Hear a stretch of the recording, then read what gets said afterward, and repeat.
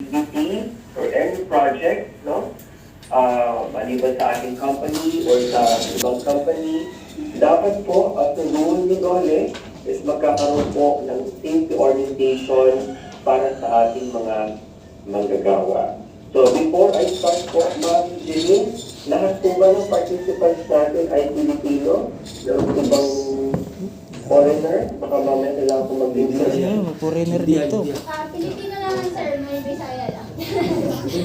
Ay, hindi po. Pasensya naman dyan kung marunong Bisaya. Okay po. So, yan. Thank you po. Start na po tayo. Okay.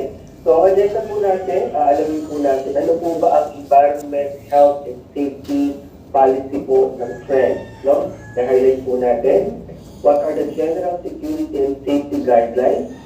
So, paano po tayo, ano ang proseso po ng application ng work permit, okay? Job hazard analysis, health and safety control, emergency protocol. So, napaka-importante po sa lugar na kung saan po tayo magtatrabaho ay alam natin ang emergency protocol. So, dapat prepared po tayo lahat.